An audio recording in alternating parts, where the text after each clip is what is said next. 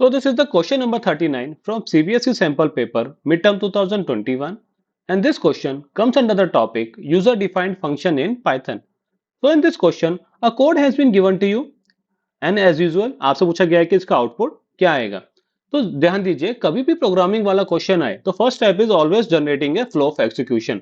जब भी आप फ्लो ऑफ एक्सिक्यूशन बनाएंगे किसी भी प्रोग्राम का आपका आधे से ज्यादा काम उसमें सॉल्व रिजॉल्व हो चुका होगा। ओके, तो now let's take a look at this one line by line and then will try to see क्या आउटपुट उसका आ रहा है।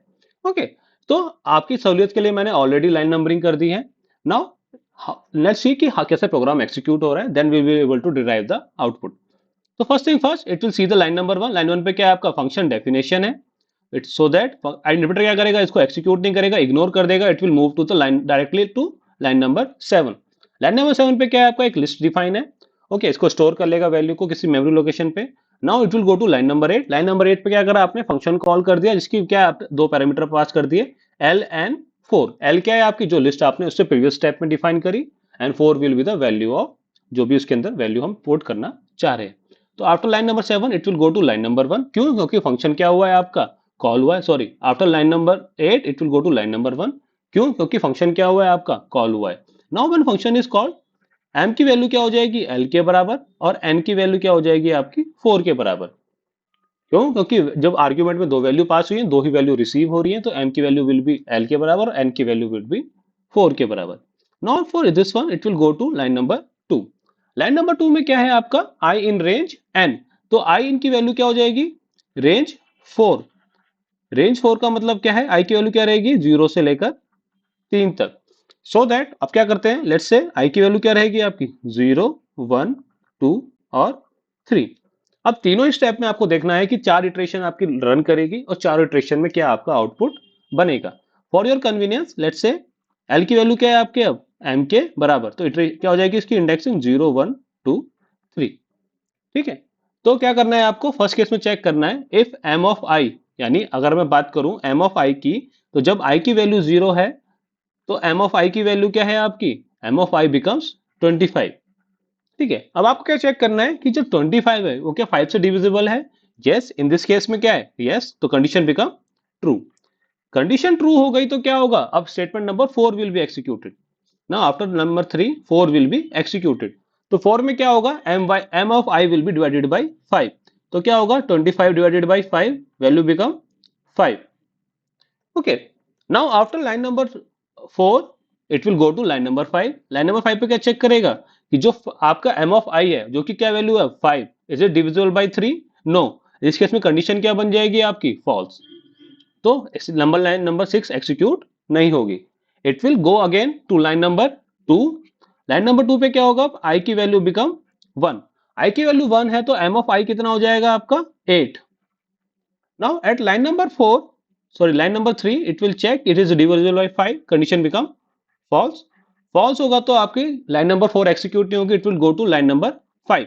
लाइन नंबर 5 पे क्या है is it divisible by 3, it is also false. तो क्या होगा लाइन नंबर 2 पे चला जाएगा वापस क्योंकि दोनों ही कंडीशन फॉल्स हो गई। तो एम ऑफ आई की वैल्यू में कुछ भी चेंज नहीं हुआ।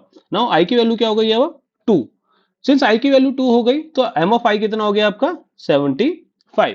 नाउ आफ्टर लाइन नंबर 2 क्या हो गई वैल्यू आपकी, अब एम ऑफ आई की वैल्यू क्या हो गई 75। Is it divisible by 5? Yes, condition is true. तो क्या करेगा नंबर 3 पे क्या होगी वैल्यू ट्रू। तो अब क्या जाएगा लाइन नंबर 4 पे। 4 पे जाएगा तो क्या करेगा उसको 75 को डिवाइड कर देगा किससे 5 से। तो 75 divided by 5 which is give us 15। ठीक है, after line number 4 it will go to line number 5। तो क्या जाएगा आपका लाइन नंबर 5 पे। 5 पे क्या होगा इट विल चेक कि जो एम ऑफ आई है वो क्या 3 से डिविजिबल है। यस, इसका इसमें क्या है 3 से डिविजिबल है तो कंडीशन क्या हो गई आपकी true. Since it is divisible by 3 तो क्या करना है आपको उसको 3 से भी डिवाइड करना है। तो इसके इसमें वैल्यू क्या हो जाएगी अब अगेन 5। ठीक है, तो line after line number 5 it line number 6 will be executed. Then since there are no more line in this particular range function, तो क्या करोगे आप you will go to the line number 2 again. अब क्या हो जाएगी आई की वैल्यू, दिस टाइम आई की वैल्यू बिकम 3। आई की वैल्यू 3 का मतलब क्या हो गया आपका you will have the value 12। Similarly अब क्या होगा it will go to line number 3। Line number 3 पे क्या चेक करेगा is it divisible by 5? No, इस केस में कंडीशन क्या हो गई आपकी false. It will go to line number 5। Line number 5 में क्या है, कंडीशन ट्रू क्योंकि it is divisible by 3।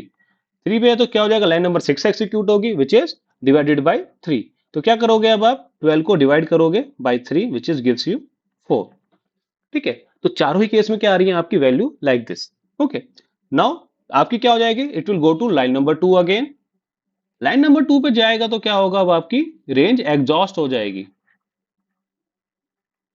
Range exhaust होते ही क्या होगा, आपका लूप टर्मिनेट हो जाएगा। लूप क्या हो गया आपका, टर्मिनेट हो गया। Once a loop is terminated you will go to, आपका क्या है, फंक्शन के अंदर कुछ और भी लाइंस एग्जीक्यूशन नहीं बची। तो क्या होगा, जहां से फंक्शन कॉल हुआ था वापस फंक्शन कहां चला जाएगा, वहीं पे। जैसे अब क्या होगा, लाइन नंबर 2 के बाद it will go to line number 8।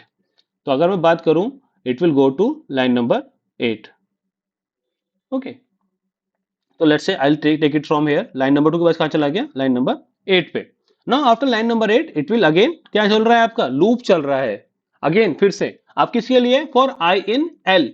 तो अब एल की वैल्यू क्या हो चुकी है, एल की value has been change to now 5, 8, 5 and 4। ठीक है, अब क्या करना है आपको, लाइन नंबर 9 और 10 के अंदर you need to run a loop. क्या करना है, हर एक वैल्यू को एक्सेस करना है, यानी you want to traverse a list and each value is ended using hash parameter. तो output would be like this, 5 followed by hash, then 8 followed by hash, then again 5 followed by hash, then again 4 followed by hash. So this will be your output, 5 hash, 8 hash, 5 hash and 4 hash. Okay, so I hope you learned something new today. ठीक है, आपको समझ में आया होगा कैसे हमने flow execute किया है किसी प्रोग्राम का। ठीक है, if you have any doubt feel free to ask in the comment box. If you want to run this one program in the ID, you can run this one as well. तो you will see जो भी हमने अभी output निकाला 5854, then you will be able to get the same output. Hence, in our case, output is option number B. See, you might not see the same program, but logic behind solving each and every program remains same. क्या करना है आपको, line by line step execute करने हैं कि कौन सा क्या लाइन क्या एक्सिक्यूट कर रही है और किस लाइन से क्या आउटपुट आपको डिराइव हो रहा है। Okay guys, then that's it for the day. Thank you for your time.